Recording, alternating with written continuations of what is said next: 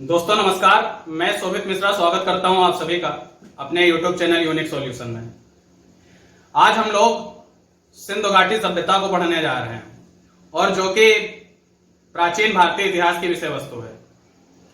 तो सिंधु घाटी सभ्यता हम लोग जानते हैं कि पाषाण युग हुआ और जिसमें पुरा पाषाण, मध्य पाषाण और नव पाषाण काल हुए और उसके बाद ताम्र पाषाण काल हुआ या आप बोल रहे ताम्र युगीन पाषाण संस्कृति विकसित हुई और उसी के तुरंत बाद भारत में एक सभ्यता विकसित हुई। सिंधु नदी के तट पर यह सभ्यता थी तो इसलिए इसको सिंधु घाटी सभ्यता बोला गया।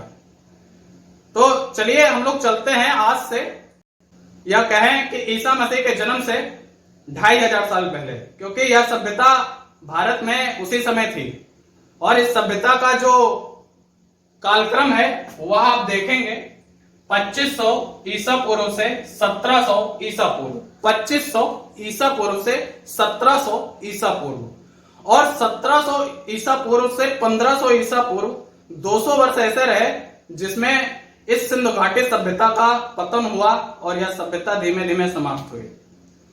तो दरअसल यह एक बड़ा रोचक विषय है और इसको पढ़ने के लिए हम लोगों को अपना जो दिमाग है उसको ईसा के 2500 साल पहले वाली स्थिति में रखकर सोचना पड़ेगा, तब यह ज्यादा विषय उत्सुक बनेगा। तो चलिए प्रारंभ करते हैं और वीडियो अगर आपको पसंद आता है तो वीडियो को आप लाइक शेयर करें, मित्रों को फॉरवर्ड करते रहें और चैनल से जुड़े रहने के लिए चैनल को सब्सक्राइब करें। तो चलिए पढ़ते हैं सिंधु घाटी सभ्यता। देखिए सिंधु घाटी सभ्यता यह 2500 से 1700 ईसा पूर्व थी, लेकिन जो इसकी खोज हुई, कहने का मतलब यह जो सिंधु घाटी सभ्यता थी इसके बहुत से स्थल, शिवालिक जो श्रेणियां हैं, हिमालय पर्वत की सबसे दक्षिणी श्रेणियां, वहां से अरब सागर तक इसके बहुत से स्थल पाए गए। मतलब कि उत्तर से अगर दक्षिण गए तो शिवालिक श्रेणियों के पाद से, शिवालिक श्रेणियों के अंतिम सिरे से अरब सागर तक और उत्तर से दक्षिण में और पश्चिम में बलूचिस्तान जो कि पाकिस्तान में है और पूरब में मेरठ यूपी तक सिंधु घाटी सभ्यता के जो है स्थल पाए गए हैं। तो कैसे इस सिंधु घाटी सभ्यता के बारे में पता चला, तो कुछ ना कुछ उत्खनन करता, मतलब कि जिनकी देखरेख में उस जगह की खुदाई कराई गई और वहां पर सभ्यता होने के प्रमाण मिले, उस तरीके से सिंधु घाटी सभ्यता की खोज का पता चलता है। यह आप देख रहे होंगे प्रमुख स्थल लिखा हुआ है या नदी लिखी हुई है। अब यह सारे जो स्थल होंगे यह नदियों के किनारे होंगे, क्योंकि नदियों के किनारे सभ्यता विकसित होने का यही कारण हुआ कि वहां पर जिंदगी जीने के पर्याप्त साधन मौजूद थे, जीवन यापन के समुचित सुविधाएं थी। तो क्या हुआ, प्रमुख स्थल, नदी और उत्खननकर्ता के नाम लिखे हैं। आप इनको फैक्ट वाइज याद कर लीजिए, क्योंकि यह सीधे सीधे आपको एक दिवसीय परीक्षाओं में देखने को मिलेंगी। तो सिंधु घाटी सभ्यता का जो दो प्रमुख बड़े नगर हैं, हड़प्पा और मोहनजोदड़ो, तो उसमें हड़प्पा को रावी नदी के किनारे ढूंढा गया और जो उत्खनन करता थे वह दयाराम साहनी और इनके साथ में, इनका नाम प्रमुख है और इनके साथ में माधव स्वरूप वत्स, इनका भी नाम आता है और यह सभ्यता 1921 में हड़प्पा के किनारे ढूंढी गई। तो या आप जो पढ़ रहे हैं या सिंधु घाटी सभ्यता के अंतर्गत विभिन्न नगर हैं। तो हड़प्पा रावी नदी के किनारे, दयाराम साहनी, माधव स्वरूप वत्स और यह सन था 1921। उसी तरीके से अगला मोहनजोदड़ो। मोहनजोदड़ो का अर्थ होता है मृतकों का टीला। सीधे सीधे पूछा जाता है मोहनजोदड़ो का मतलब मृतकों का टीला, मुर्दों का टीला। यह सिंधु नदी के किनारे ही यह ढूंढा गया और राखाल दास बनर्जी ने 1922 में इसका उत्खनन किया। आगे देखते हैं चन्नूदड़ो। चन्नूदड़ो सिंधु नदी के किनारे ही गोपाल मजूमदार ने 1931 में। कालीबंगन, कालीबंगन आपको पता है यह जगह राजस्थान में है, घग्गर, घग्गर नदी के किनारे। और बीबीलाल बीके थापर, बीबीलाल बीके थापर यह दो व्यक्ति थे और 1953 में यह स्थान सिंधु घाटी सभ्यता का ढूंढा गया। आगे देखते हैं रोपड़, सतलज नदी के किनारे, पंजाब में है यह रोपड़, सतलज नदी के किनारे। यज्ञदत्त शर्मा 1953 53 से 56 के मध्य उत्खनन किया गया, तब यह रोपड़ स्थान जो है प्रकाश में आया। लोथल यह गुजरात में है, लोथल गुजरात में है, और लोथल जो है यह सिंधु घाटी सभ्यता का एक प्रमुख बंदरगाह भी था, बंदरगाह जहां से विदेशों से आयात निर्यात किया जाता है। तो लोथल भोगवा नदी के किनारे रंगनाथ राव, और जो इसका समय था वह 1955 और 1962। आगे देखते हैं, और यह जो कुछ मैंने स्थल दर्शाए हैं यह प्रमुख स्थल है। आलमगीरपुर हिंडन नदी के किनारे, यह मेरठ के किनारे का स्थल है, ठीक है, यह मेरठ का ही स्थल है आप बोले।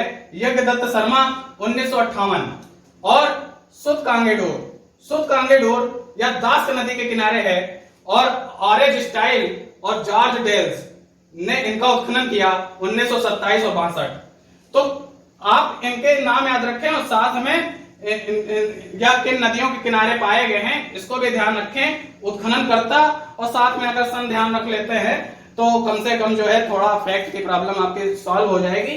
और देखिए यह जो स्थल हैं इन, और इसके अलावा बहुत से अलग अलग स्थल हैं। भारतीय उपमहाद्वीप में भारत को तो जोड़ा ही जाता है पाकिस्तान, अफगानिस्तान, नेपाल, भूटान और बांग्लादेश, श्रीलंका, मालदीव, यह सारे देश भारतीय उपमहाद्वीप के देश कहे जाते हैं। इनमें बहुत से स्थल सिंधु घाटी सभ्यता के ढूंढे गए हैं, लेकिन हम लोग भारत की चर्चा कर रहे हैं, उसमें भी कुछ प्रमुख के मैंने नाम लिखे हैं। तो यहां पर पाई गई अलग अलग वस्तुएं पेपर में पूछ लिया जाता है, तो वह मैं अभी अलग से एकदम नहीं बता रहा हूं। बीच में चर्चा करते समय बहुत से स्थान आपके नाम आपके सामने से गुजरेंगे, आप उनको ध्यान रखिएगा। तो शहर योजना और संरचनाएं। सिंधु घाटी सभ्यता एक शहरी सभ्यता थी, नगरी सभ्यता थी। ईसा मसीह के 2500 साल पहले एक सभ्यता भारत में ऐसी विकसित हुई जो शहरी सभ्यता थी। वो काफी प्रशिक्षित थे, वो शहर के मामले में उनको किस प्रकार से शहर को डिजाइन करना है यह पता था। तो क्या थी उनकी शहर योजना और किस प्रकार इसकी संरचना थी, चलिए समझते हैं। देखिए, हड़प्पा संस्कृति की पहचान शहर योजना व्यवस्था। हड़प्पा संस्कृति बोले या सिंधु घाटी सभ्यता बोले, तो शहर योजना व्यवस्था के कारण यह आज भी याद किया जाता है। तो क्या थी शहर योजना? हड़प्पा मोहनजोदड़ो में जो यह प्रमुख नगर हैं, शासकों के लिए गढ़ या टीला तथा नीचे आम लोगों के लिए निचला शहर। तो दरअसल समझिए, जैसे मान लीजिए वहां पर किस प्रकार की व्यवस्था थी कि इस प्रकार की, कुछ इस प्रकार की यह व्यवस्था थी, या यहां पर एक ऊंचा स्थान होता था। यह ऊंचा स्थान, इसको इंग्लिश में सीटाडेल भी कहते हैं, इंग्लिश में सीटाडेल, या हिंदी में आप उच्च स्थान कह लें, या हिंदी में आप उच्च स्थान कह लें, और यह लोअर प्लेस है या बोल दें निम्न भूमि। तो यह जो ऊंचा प्लेस होता था, यहां पर जो स्थान बनाए जाते थे, उस समय के जो शासक होते होंगे वह इस स्थान पर रहते थे, और जो आम जनता थी, आम पब्लिक थी, वह इन स्थानों में रहती थी, नीचे के स्थानों में रहती थी। तो यह सीधा सीधा एक प्रतीक था कि वह शासक वर्ग है और यह आम जनता है। तो इस तरीके से वही चीज मैंने लिखा है कि हड़प्पा और मोहनजोदड़ो में शासकों के लिए गढ़, इसी को गढ़ बोला जाता था या टीला बोलते हैं, तथा नीचे आम लोगों के लिए निचला शहर। ठीक है, आगे देखते हैं। मोहनजोदड़ो में सार्वजनिक महान स्नानागार और अन्नागार मिला है। देखिए यह सब शहर योजना है। मोहनजोदड़ो में एक महान स्नानागार मिला है। वह स्नानागार जो था लगभग 2.5 मीटर गहरा था, और उसमें अंदर जाने के लिए सीढ़ियां बनी थी, और उसमें कई लोग एक समूह में नहा सकते थे। तो जैसे कोई धार्मिक आयोजन किया गया और उसमें कोई सामूहिक स्नान करी गई, तो उसके लिए उस स्नानागार का महत्व होता था। मोहनजोदड़ो में यह पाया गया। साथ में विशाल अन्नागार पाया गया। अन्न का उत्पादन होता ही था। नवपाषाण काल में अन्न का उत्पादन हम लोगों ने सीख लिया था।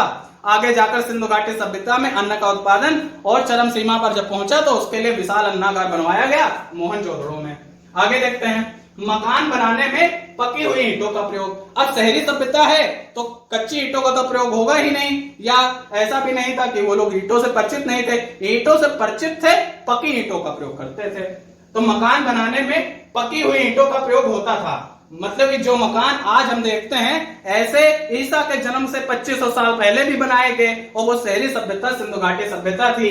और मकान बनाने में पकी हुई ईंटों का प्रयोग, सड़कें समकोण पर काटती थी तथा मुख्य सड़क से जुड़ाव। अब देखिए जो सिंधु घाटी आज के समय में जो चीजें नगर को बसाने में नहीं सोची जा रही, नहीं अभी भी सोची जा सकती हैं, वो चीजें उन लोगों ने उस समय सोच ली थी।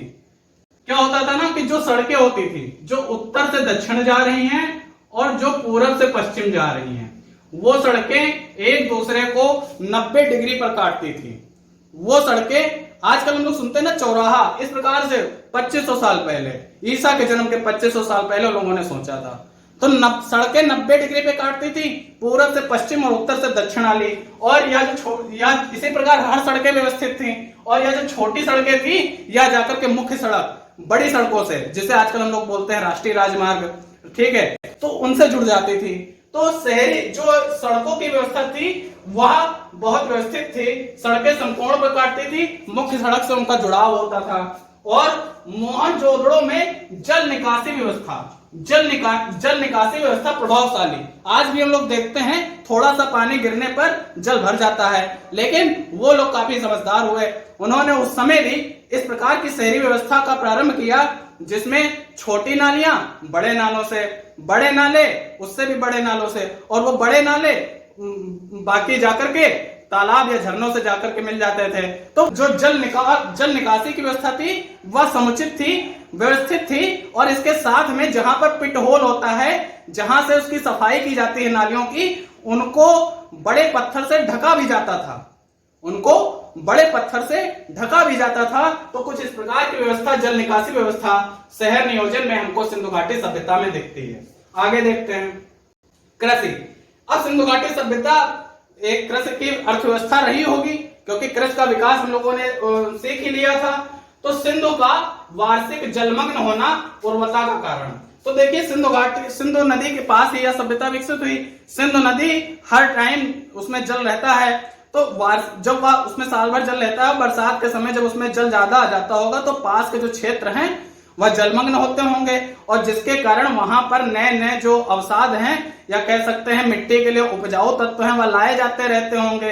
तो जो पास की जो भूमि है वह उसकी उर्वरा शक्ति, उसकी उपजाऊ शक्ति बनी रहती होगी। तो सिंधु का वार्षिक जलमग्न होना उर्वरता का कारण।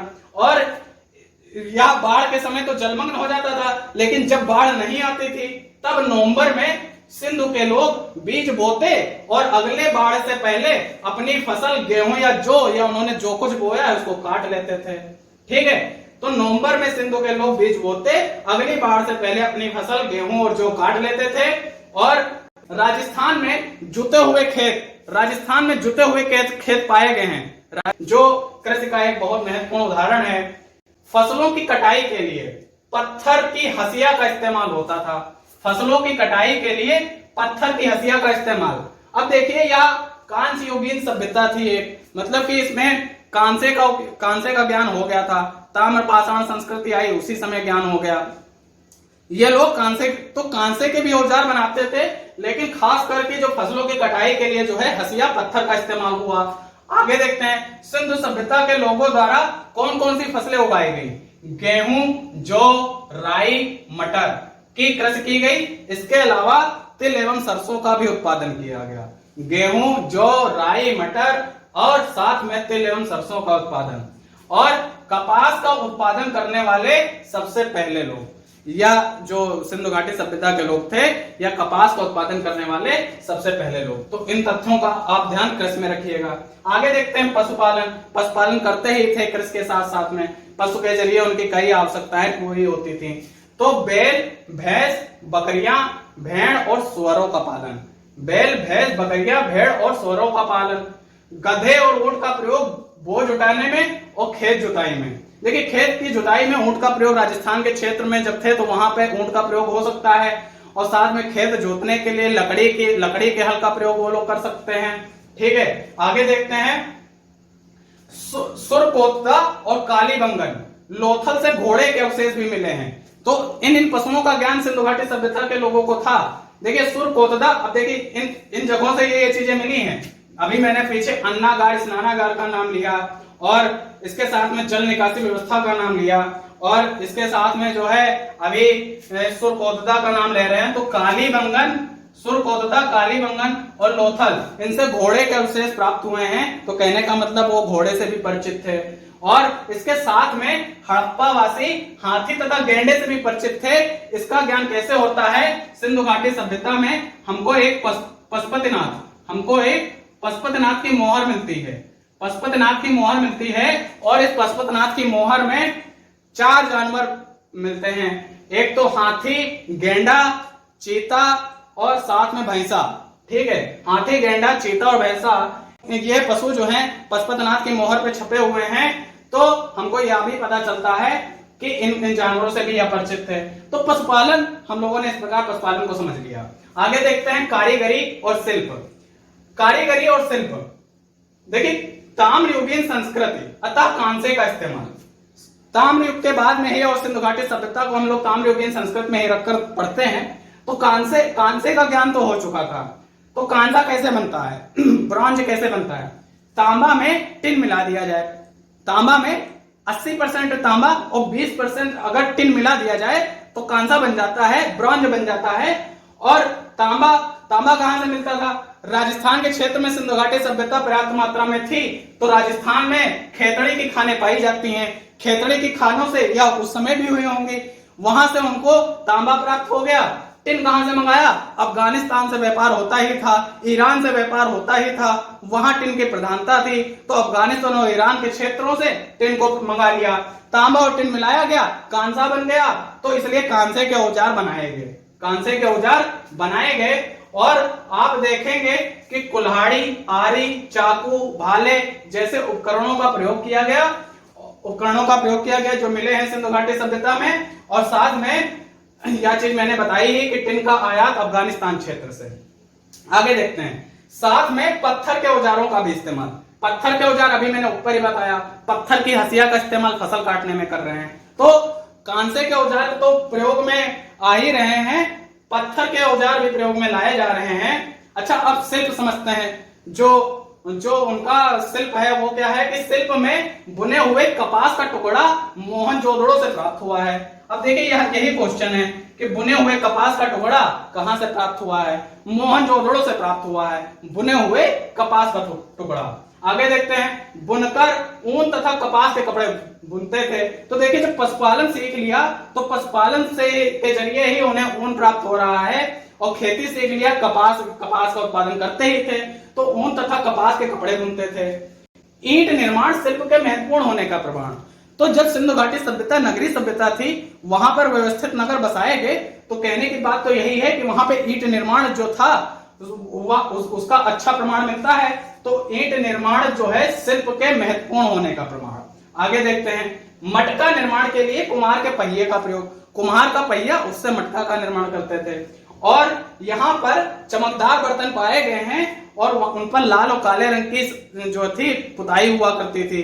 तो इस तरीके से हम लोगों ने आज सिंधु घाटी सभ्यता में कुछ इसकी इंट्रोडक्शन को ही समझ लिया, या कह सकते हैं इसके पहले पार्ट को देख लिया है, जिसमें शहर योजना और संरचना, कृषि, पशुपालन, कारीगरी और शिल्प, इनको देख लिया है। अभी कई और चीजें पढ़ने को बची हैं, जिसमें हम लोग कह सकते हैं, जो कि दूसरे वीडियो में हम लोग कवर कर लेंगे, जिसमें व्यापार, वाणिज्य और इसके साथ साथ में जो है उनकी संस्कृति वगैरह, और लास्ट में किस प्रकार से इसका जो है सिंधु घाटी सभ्यता एक नगरीय सभ्यता जो डेवलप्ड थी, किस तरीके से वह काल के आगोश में समा गई, इसको भी देख लेंगे। और उम्मीद है आपको यह वीडियो पसंद आया होगा। अगले वीडियो से जुड़े रहने के लिए, देखने के लिए आप चैनल को सब्सक्राइब करें, जिससे उसकी नोटिफिकेशन आपको प्राप्त हो सके। और वीडियो पसंद आता है तो आप वीडियो को लाइक शेयर करें। धन्यवाद।